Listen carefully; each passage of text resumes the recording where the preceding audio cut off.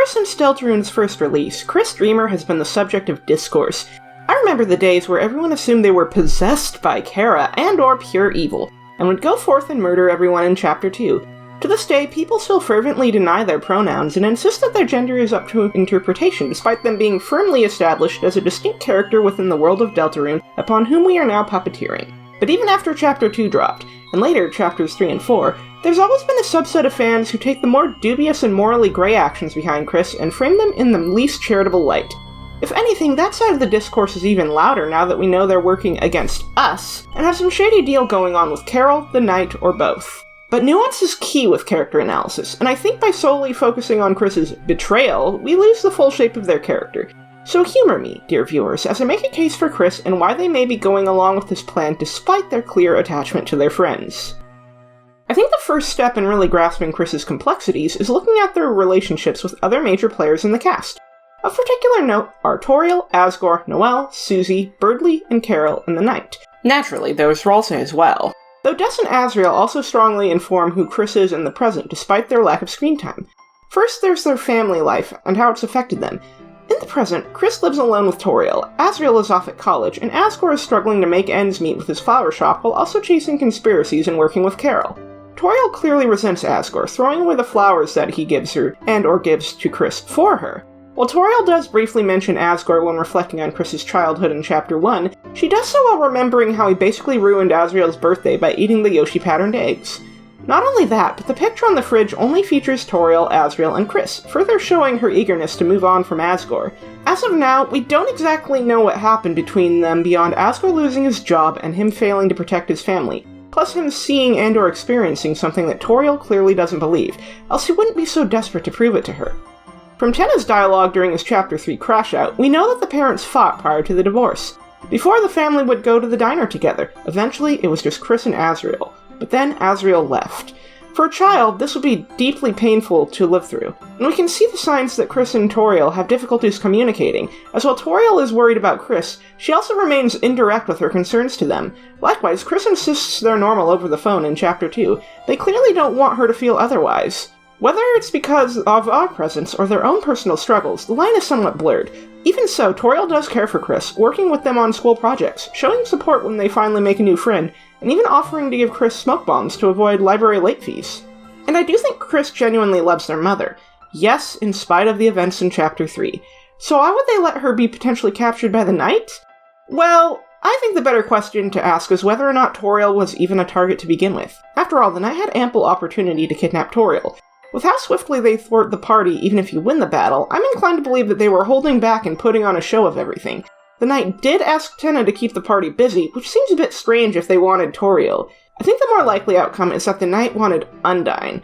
Thus, in conspiring with the Knight in Chapter 3, Kris was likely aiming for Undyne's capture, and Toriel was merely the bait. Is this still deeply dark? Well, yes, Kris is still endangering their mother by creating this dark world.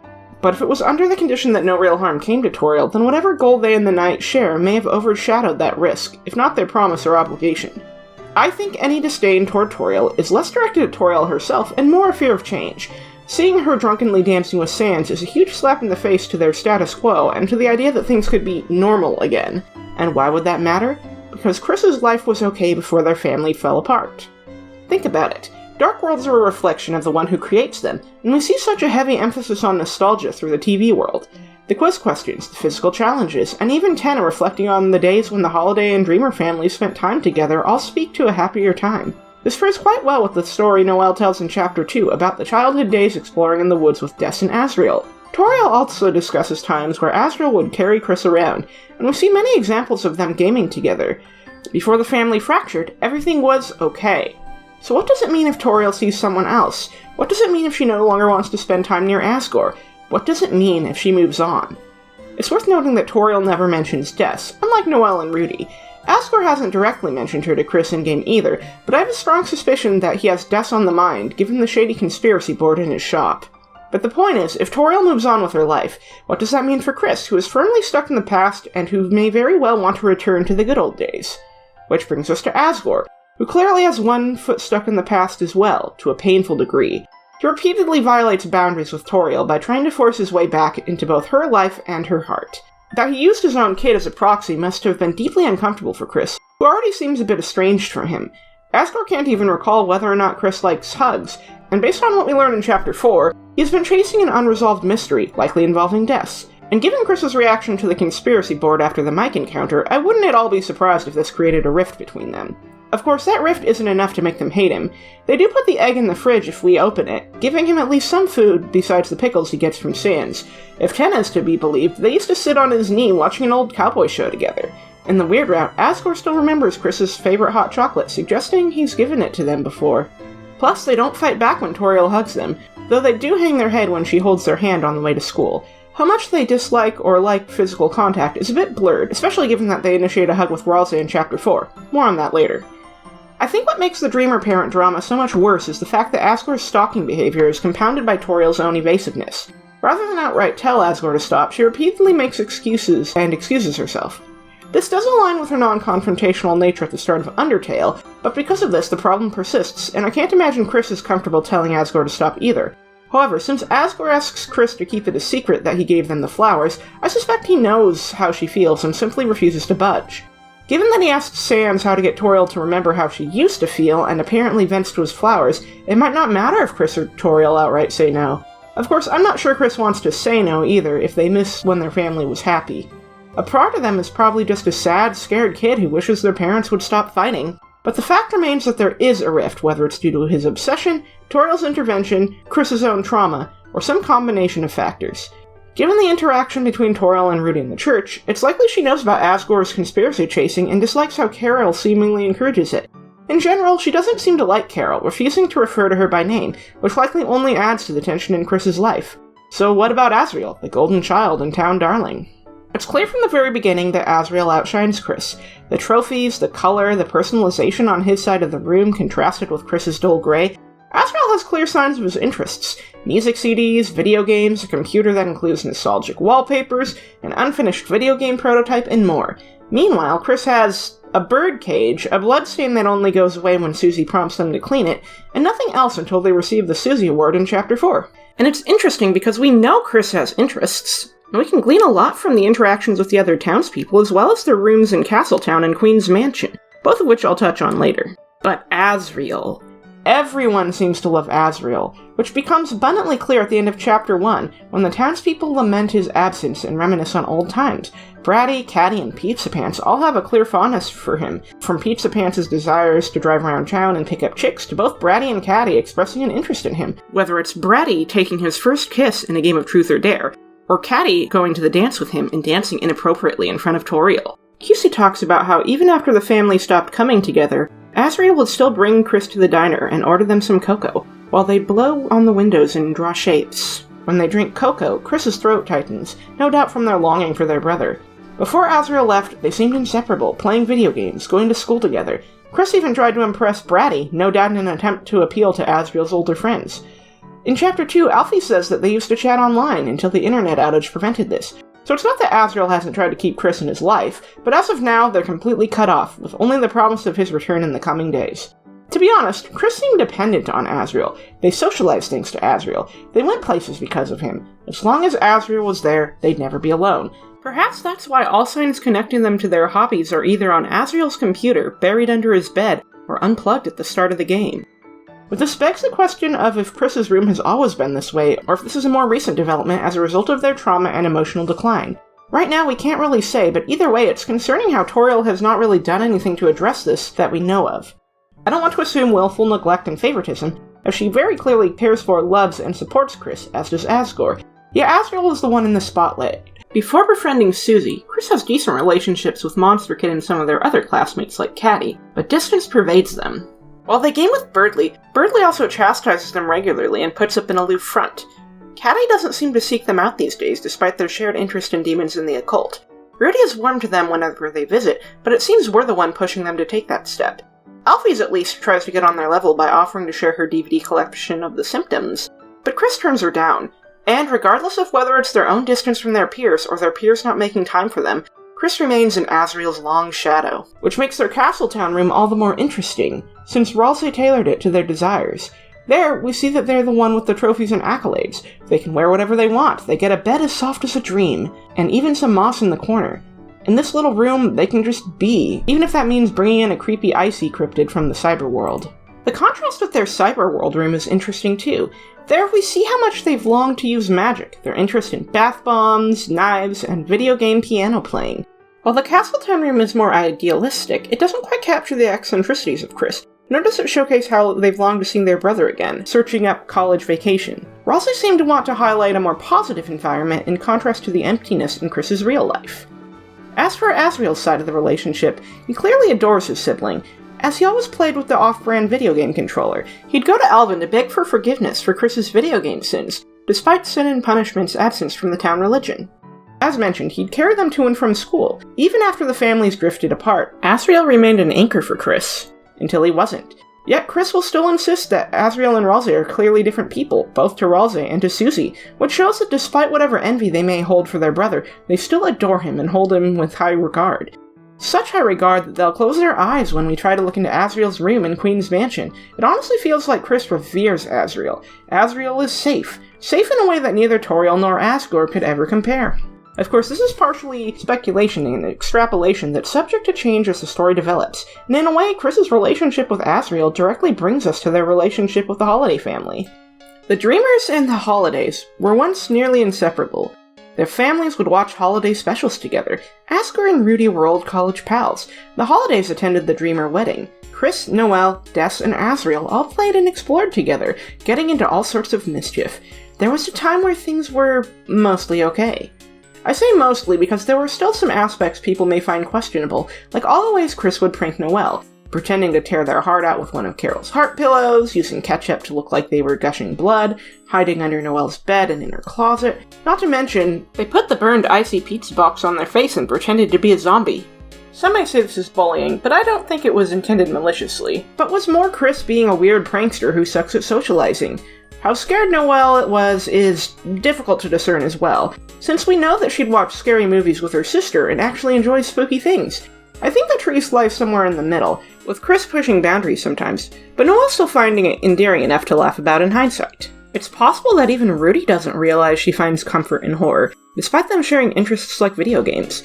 He may not see the full picture, even if he understands her better than Carol. And given that she played the evil route of Dragon Blazers in secret to avoid getting in trouble, that's even further evidence that she hid that side of herself from everyone but Des and perhaps Kris. Early on, they still shared each other's company. It's implied that they'd play together using objects around the house and from the school library to play make-believe. There are still some troubling elements, like Noelle describing her Ferris wheel ride with Kris as being forced, which can be read into as Carol perhaps making her ride with them or her own sense of obligation, but Noelle still worries and cares about Kris all the same. They've just drifted apart. Something happened in their childhoods that led to Des going missing. Eventually, Kris would come over, only to play the piano, and only when they were alone. Noelle would see Kris get bullied by Susie, but only watch, as Kris refused to change seats with her. Despite the distance, Noelle remains kind to them, open to working on the group projects before Birdley shuts her down. So, where does Kris stand? Well, Kris definitely still enjoys spending time with Noelle. In the main route, some optional dialogue and interactions lead to some silly shenanigans, like Kris begging for a dog treat or proudly showing the moss to her. They'll teasingly admire the craftsmanship of the Birdley statue until Noelle compliments it, at which point they decide it sucks, actually. But I think to get the clearest idea of Kris's feelings, you ironically have to turn to the weird route. In Chapter 4's Weird Route, we learn that Kris not only carried Birdley to the hospital between Chapters 3 and 4, but also went to visit Noelle, remove the thorn ring, and apologize profusely for what happened. They tried reassuring her, telling her that everything was a prank, that it was their bad. They returned her watch. They were genuinely kind and remorseful, but also wanted to keep Noelle safe by urging her not to talk about their conversation again, which she disregards, but the intention was there.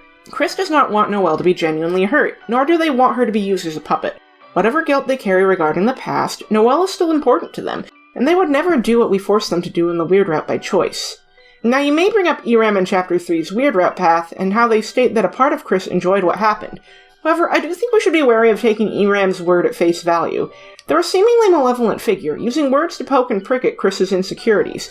That would make them an unreliable narrator, whose words should not be taken as the entire truth. One possible interpretation is that Eram represents intrusive thoughts or fears. Kris can struggle with dark thoughts and urges without wanting to act on them, and they can still feel remorse when they're forced to be genuinely abusive to a childhood friend and make her use lethal magic on Birdley. And let's not forget that there's a difference in Kris's inflections in both the normal and weird route. Noelle does find their voice slightly off from the normal route, as she describes to Susie, but it's not until the weird route that she considers the voice entirely unlike Kris, and special attention is given to the moment when Kris goes to speak with her between chapters, speaking as themselves again. This further adds to the likelihood that ERAM is an unreliable source of information that seeks to make Kris feel terrible, and that they didn't actually enjoy tormenting Noelle. If anything, I'd say Kris's current relationship with Noelle is likely tainted by the shadow Des casts over the narrative, as well as Carol's imposing presence. So the next logical step would be to talk about Des. But here's the thing. A lot of Des's relationship to Kris is shrouded in mystery. We're still learning as we go. That being said, there are a few things we can glean from the current chapters and supplementary materials like the sweepstakes. So here's the gist of what we do know. Des had a habit of bonking Kris with her wiffle bat when they pranked Noelle. She seemed to be the one doing damage control with their shenanigans, as we have no evidence that Asriel took a proactive stance. Tenna describes Des as incredibly cool, rocking out with her guitar and putting on music videos that Toriel didn't approve of. Given that Kris is into dark activities such as demon summoning with Caddy, it's very likely that Des's punk demeanor appealed to Kris. Perhaps it helped them feel just a bit more comfortable with themselves, given that they also enjoy dark pranks, flushing bath bombs down toilets, and eating moss. They don't abide by social norms, and neither did Des. Unlike the prim and pristine demeanor of Carol, Des collected army rations, paintball gear, rollerblades, and band posters. She has more acceptable instruments, like a flute and violin, that are all dented, which suggests that Carol may have tried to influence her hobbies and push her away from her hard rock aesthetic. But Des was true to herself in a way that may have inspired Kris. This is all speculation, but based on what we do know about Kris, their interests, and their struggles with imposter syndrome and living in their brother's shadow, it would not surprise me at all if they were close. In fact, given that Asriel seemed to be a goody two-shoes, who was a big people-pleaser that would apologize for things like Kris's video game sins and get pushed into awkward situations by Bratty and Caddy, I almost wonder if there were some areas that Des trusted Kris more. I'm of the mind that whatever became of Des, it involved the shelter and Kris was there. My current guess is that the code inside the guitar was something Des uncovered and hid in the guitar. Kris got roped in, and perhaps the tree and the pointed tail mentioned in Chapter 4 were a factor. Ultimately, whatever transpired, Des disappeared, and Kris was left with trauma that led them to art therapy. They may have lashed out, depending on how you read the dialogue in the art therapy area about not killing anyone. Trauma can lead to people acting out and developing unhealthy coping mechanisms, so it's not impossible.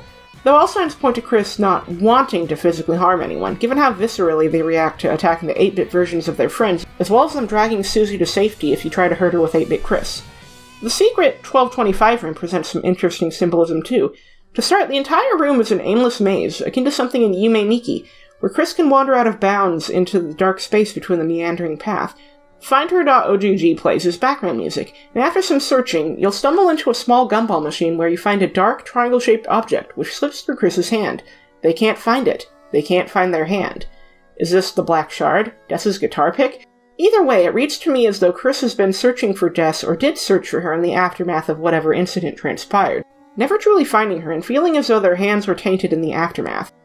This could also explain the hand-washing moment in the Chapter 4 egg room, where they can never entirely wash away what they've done. I'm personally of the opinion that Carol is using whatever transpired with Des to emotionally manipulate Kris into cooperating with her.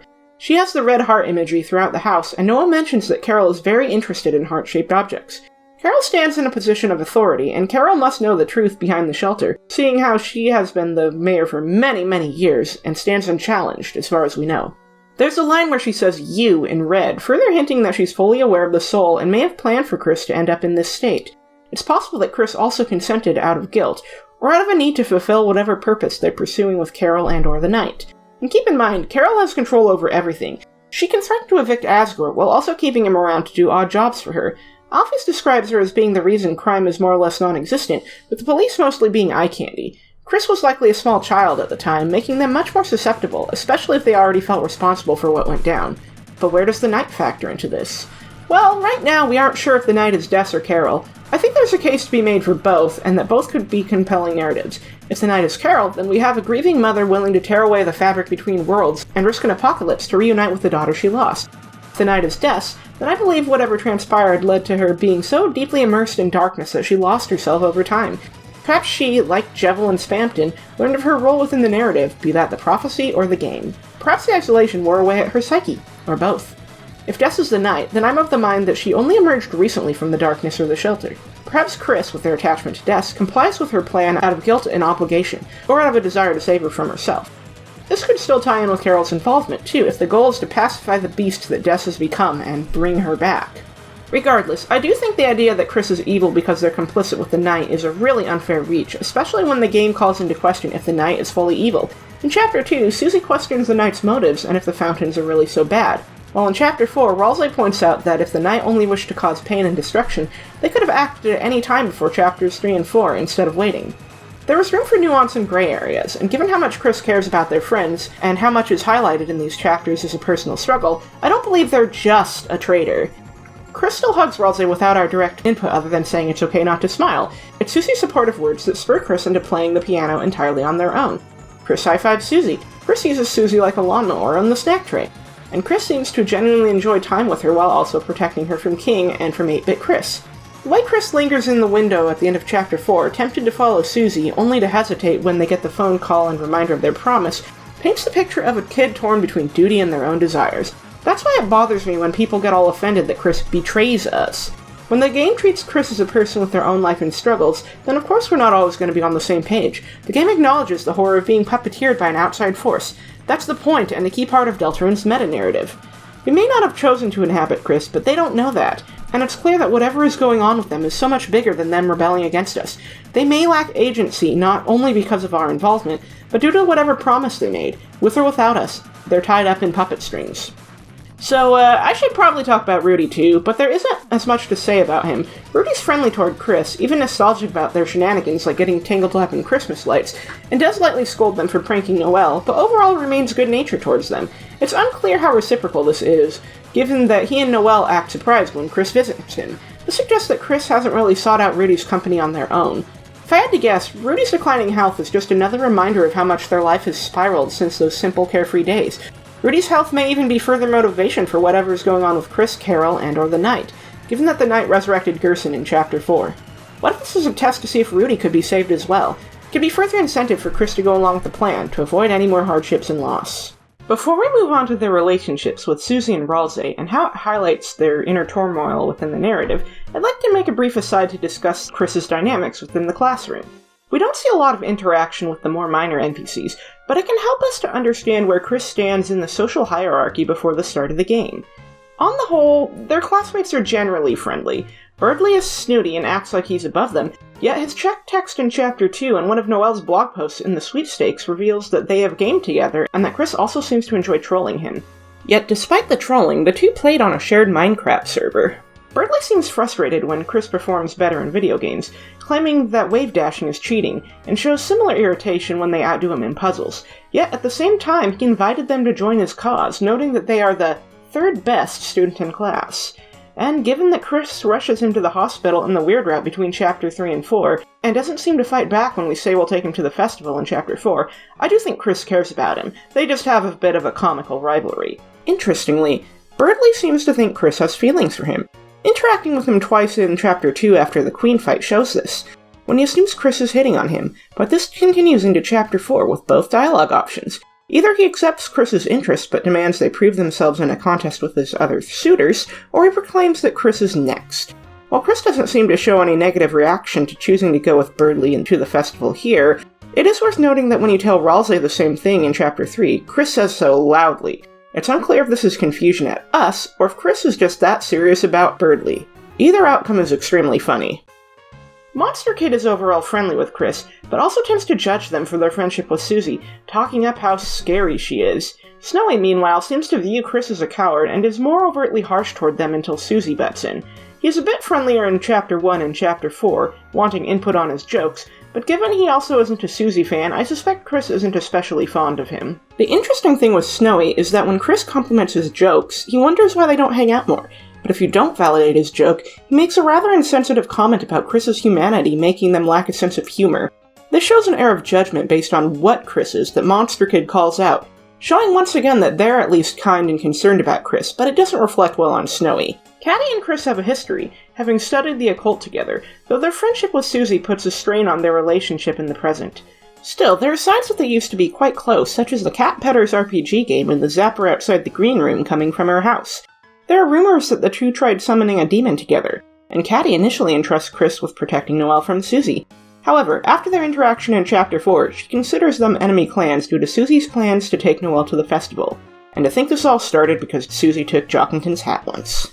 Jockington is just vibing, really, and seems supportive if a bit clueless, and I find it hard to believe that Temmie dislikes them even if she doesn't like Susie. But while Kris's reputation in the class isn't the worst, they've always had to partner with their mom before Susie came around, which suggests that they're no one's priority. Caddy has Jockington, Monster Kid has Snowy, however begrudgingly, Noelle and Birdly always work together, and Temmie has her egg. In a way, I think this further adds to their loneliness and outcast status prior to the events of Chapter 1, and especially with Asriel out of the picture. So with that, let's move on to the Lancer Fan Club, or the Fun Game, or the Squad. I've already lightly touched on Kris's friendships with Ralsei and Susie, but I do think they're important enough to warrant their own dedicated section. After all, they are the trio of Deltarune, the three heroes set to carry out the prophecy, which is yet another string tying Kris down, another box defining them. Early on, people held the belief that Kris disliked Ralsei, largely due to T-theory, and it's true that Ralsei T-healed Kris for significantly less than Susie and slightly less than Noelle. However, I think rather than this meaning they hated Ralsei, it's more likely that they were unsure about him at the time. After all, Ralsei would speak of the importance of Kris's own choices, would emphasize the importance of Kris being the one to lead the party, and all while presumably knowing of our presence inside them. This is even more likely now that we know that Ralsei is aware of the prophecy, and thus aware of Kris being the cage.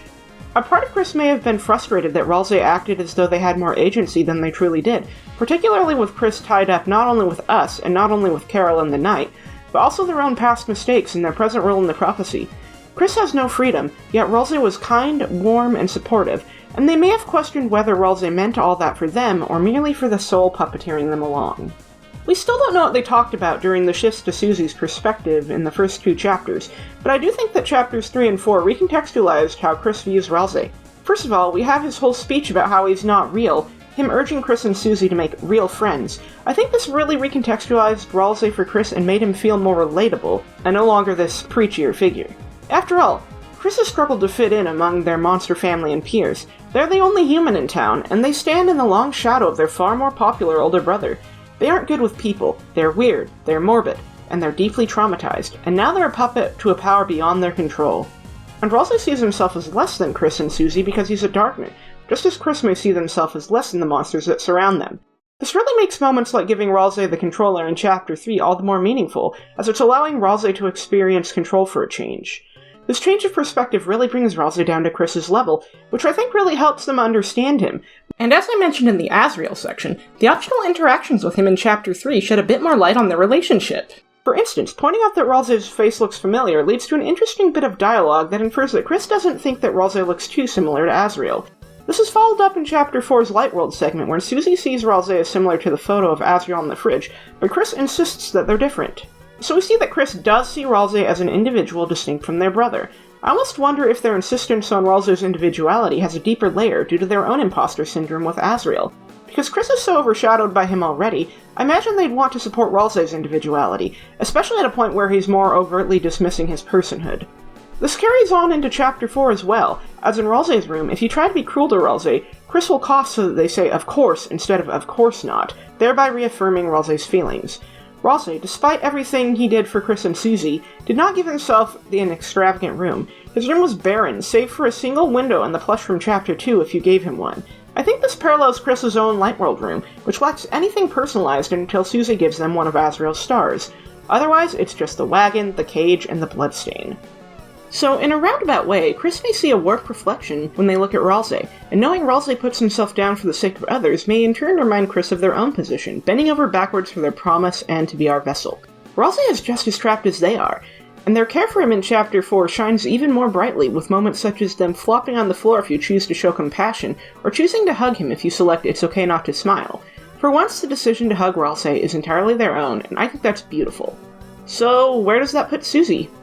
Well, if Ralsei represents a reflection of Kris's own personal struggles and lack of agency, I believe Susie represents the opposite end of the spectrum. Susie is bold. Susie is rebellious. Susie does what she wants. Other people be damned. But Susie is also an outcast just like them because of those tendencies, as well as her putting up walls and acting the part of the beast people expect her to be. Susie started off focusing her bullying on Kris more than anyone else. While people like Monster Kid and Temmie talk about moments where Susie scared them, The moments themselves were very innocuous compared to how she treats Kris. However, the Spampton sweepstakes revealed that Kris seems to welcome Susie's attention, expertly avoiding the apple she throws at them and shutting her down when she threatens them with words we still don't know.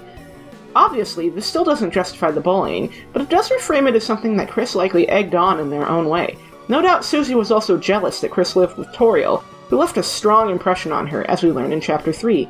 But beyond that, I think Kris could also see bits of himself in her, and perhaps even some similarities to Des. Despite everything Susie puts them through in Chapter 1, Kris leaps to her defense against King without our input. In Chapter 2, we see many examples of them caring about her, from them reacting to the choice lost sleep over Susie being spoken in complete monotone, the 120 HP recovery from Susie T, their confusion if you choose anyone but Susie for the festival at the end of Chapter 2, and then wanting Susie's jacket after the Spampton fight if you lie and say that they are fine. Not to mention, they get upset if you make them play the piano badly in front of Susie. This actually makes the Chapter 4 piano moment even more poignant, since in contrast to Chapter 2, Susie's support spurs them to play as themselves, beautifully and without restraint for the most fleeting of moments. The way they dramatically grab Susie and pull her to safety when you make 8-bit Kris attack her also shows how desperate they are to keep her out of danger, to say nothing of how they flinch when you make 8-bit Kris attack her and Ralsei's pixel counterparts. Chapter 4 has so many examples of Kris doing goofy stuff with Susie without our input too, in the normal route. Because that high five and lawnmower gag only happen in the normal route, which makes their lack of enthusiasm in the weird route all the more striking. And remember, weird route is only possible when Susie leaves the party in Chapter 2. The weird route only advances in Chapter 4 when Kris and Noelle are all alone. Susie's strong will, Susie's determination, Susie's willingness to follow her own heart all shine so brightly, and I think that in the main route, this is so important. I believe that Kris's friendship with Susie is fueling their own conflicted feelings, because after being alone for so long, here's someone who they genuinely care about and enjoy spending time with, even if it's as simple as chilling by the lake. Susie is someone who notices the barrenness of Kris's room and the stain on the floor and decides to take action. Susie is someone they feel comfortable sharing a memory at QC's with, even drawing shapes on the windows like they used to with Azriel. I think, in a weird way, Susie is starting to fill the void that Azriel left behind. But this is interesting because there's the question of what Susie would do if she learned that Kris is being puppeteered. How would she feel if she knew what Kris was doing behind her back? I can see this causing great turmoil within Kris, especially now that they stand between their loyalty to their friends and their loyalty to their purpose. Frankly, I just can't see Kris attacking their friends at the end of the night fight either, because it just doesn't align with how much Kris doesn't want to hurt their friends. The Kris who drags Susie away from our attempted attack and flinches at the mere image of attacking pixel versions of her and Ralsei would not strike them down like that. We already know the Knight can warp around and move crazy fast. Ralsei saying "how could you" doesn't mean that he's talking to Kris. Ralsei is an empathetic person who, even in Chapter 4, begs the Knight to not summon a Titan. He tries to extend an olive branch to King in Chapter 1 when it seems like he's given up the fight. I think Ralsei struggles to comprehend the Knight and wanted to believe that they had won, and so the Knight beating them when they're down is something he just can't fathom. I say this because if Kris had attacked them and Ralsei knew, this would not be left a lingering thread, in my opinion. His behavior with Kris doesn't change even when the two of them are alone in Chapter 4, and nothing suggests that he distrusts Kris after the Knight battle. Ralsei may be a people-pleaser who feels like the prophecy cannot easily be changed, but it just doesn't align with the Kris characterization we've seen throughout the game and in that same chapter. Not to mention, Kris stops holding back in the Knight fight when both Susie and Ralsei are downed, which further proves how much they mean to them. Ultimately, I feel like people are too eager to paint Kris as the villain and a traitor to the point where they outright ignore signs of Kris's kinder side in their attachment to the people around them. It's a problem that's plagued fandom since the dawn of time, where moral ambiguity gets scrubbed away for absolutes. Of course, there's one more thing I'd like to briefly touch on before we round out this video. If you complete the sword route, Kris deals more damage to Tenna. This is despite Kris's discomfort with the sword route and harming the avatars of their friends. So what's going on here? If I had to guess, it has to do with Kris's own feelings toward Tenna. In the game, Tenna revealed that the two of them had made a deal. That deal likely had something to do with Tenna's own deal with the Roaring Knight to lure in Undyne and capture her. But thanks to Tenna's blabbing, we end up getting a hint that something's amiss. And keep in mind, Kris does not want us knowing what they're up to. Otherwise, they wouldn't trap us in the box at Noelle's house or try to keep us from alerting Susie and Noelle in the closet. While I don't think that Kris hates us in the normal route nearly as much as in the weird route where they actively attack the soul, we are still presently opposed to a certain degree. We can be kind to Kris, but they're still subject to our whims to a certain degree, even if they can dictate how they say the lines that we choose for them, and intercept by coughing or biting their hand. There are things that they don't want us knowing, as when they realize we're spying on them, they grab us and take us back to the box. So for Tenna to so blatantly reveal what's going on to us, I'm sure it not only angers but threatens them. Clearly they aren't supposed to let us know what's happening. And by revealing that the two of them had a deal, that in turn changes the way we perceive Kris. It might make us even more at odds. There may also be an element of destroying Tenna's pixel counterpart, somehow making the real Kris more powerful against the genuine article. This is just spitballing, however, and there may also be a component of what Tenna represents to Kris coming to a head in the aftermath of the sword rout. The thing with Tenna is that he clings to the past. He yearns for the good old days, which Kris likely misses as well. But those good old days are gone. Tenna doesn't even realize Asriel is at college until Kris tells him. That's how out of the loop he is. To a certain extent, Tenna may serve as a painful reminder, made all the worse when you consider that the games Tenna made were altered versions of the original experience, and that Tenna actively tried to keep the party from seeing the areas up north. That already paints him in a shady light. Now, whether or not Kris was in favor of the altered games and is aware of it is unclear, especially since the two had a deal before. But even so, that Kris only deals added damage after the sword rout suggests to me that they don't hate Tenna. It's likely that their relationship is merely complicated due to Tenna serving as a reflection of days long gone. Though I do think it's interesting that it's Susie and not Kris who ultimately saves Tenna, I don't think it means that Kris didn't want that outcome.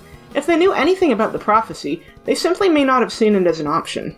I think by villainizing Kris to such a degree, you lose out on the layers to their motivation and their character. I can understand the frustration of your player vessel not being entirely aligned with you, but I think there are much more compelling reads than Kris is evil because they are acting against me, or Kris hates and wants to betray their friends. Never mind that these reads are directly contradicted by the game.